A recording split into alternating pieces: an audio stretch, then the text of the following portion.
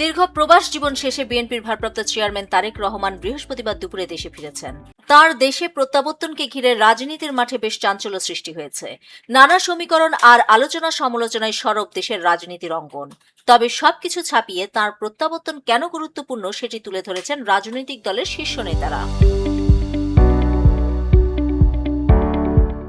বিএনপির ভারপ্রাপ্ত চেয়ারম্যান তারেক রহমানের প্রত্যাবর্তনকে স্বাগত জানিয়ে জামায়াতে ইসলামীর আমির শফিকুর রহমান বলেন, দীর্ঘ 17 বছর পর একজন রাজনৈতিক সহকর্মীর সরাসরি রাজনীতির মাঠে ফেরা ইতিবাচক দিক। তবে বর্তমান রাজনৈতিক বাস্তবতায় ঐক্যের প্রশ্নে তারেক রহমান কি ভূমিকা রাখবেন, কি পরিকল্পনা আছে এবং তা কিভাবে বাস্তবায়ন করবেন, এসব বিষয়ে জামাত নজর রাখবে বলেও জানান শফিকুর রহমান।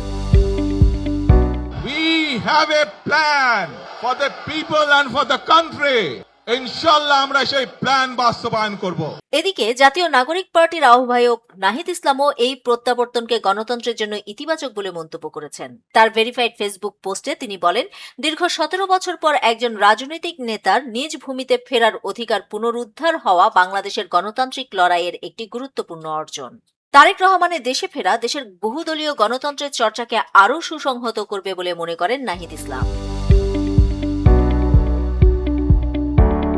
অন্যদিকে তারেক রহমানের প্রত্যাবর্তনকে স্বাগত জানিয়ে প্রধান উপদেষ্টার প্রেস সচিব শফিকুল আলম বলেন, বাংলাদেশের সবচেয়ে বড় রাজনৈতিক দলের নেতা তারেক রহমানের দেশে ফেরা খুবই ইতিবাচক প্রভাব ফেলবে।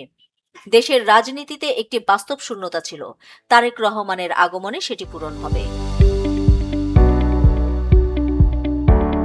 নিউজ ডেস্ক, দৈনিক পূর্বকোণ।